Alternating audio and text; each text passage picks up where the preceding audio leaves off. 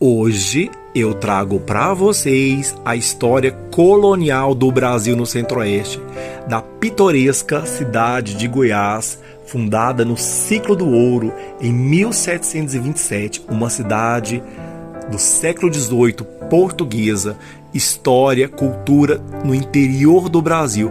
Vocês vão entender o porquê que essa cidade, 90% dela é muito preservada, entre ruas de pedras, várias igrejas, muitos museus, é cultura demais, praças arborizadas, o coreto e um charmoso casario colonial preservadíssimo. Ela se torna, no Centro-Oeste, uma verdadeira aula de história. Venham comigo, eu sou Bruno Carrano e se você é novo no canal, aproveita para se inscrever. Logo depois da vinheta, eu vou te contar toda essa história. Vamos lá!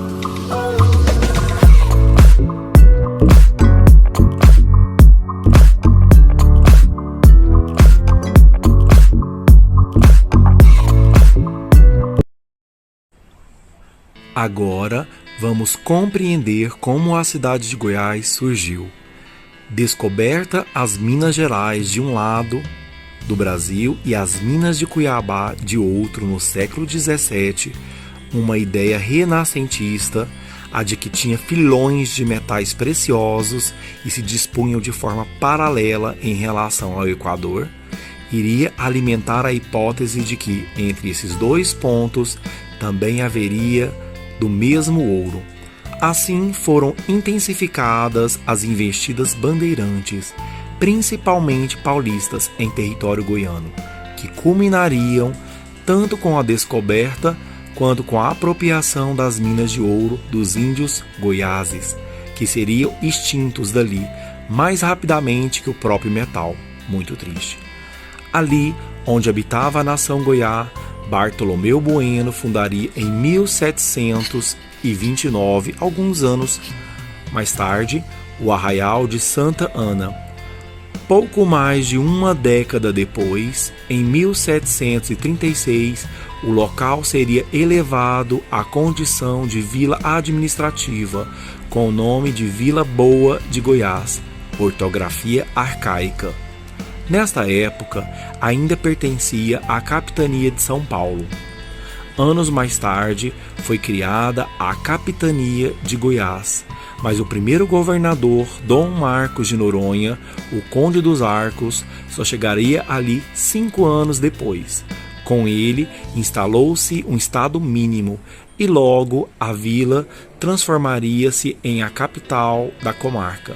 Noronha mandaria construir, então, entre outros prédios, a Casa de Fundição em 1750 e em 1751 o Palácio Conde dos Arcos.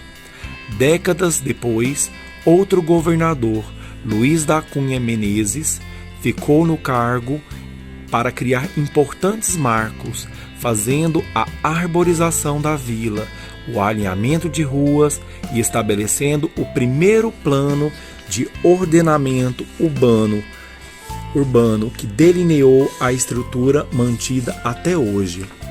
Com o esgotamento do ouro em fins do século XVIII, Vila Boa teve sua população reduzida e precisou reorientar suas atividades econômicas para a agropecuária, mas ainda assim, cultural e socialmente, sempre esteve sintonizada com as modas do Rio de Janeiro até então, capital do Império.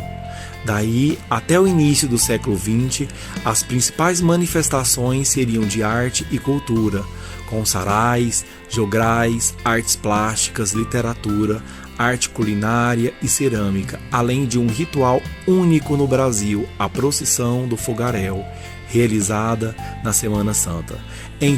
Entretanto, a grande mudança que já vinha sendo ventilada há muito tempo foi a transferência da capital estadual para Goiânia nos anos 30 e 40, coordenada pelo então interventor do Estado, Pedro Ludovico Teixeira.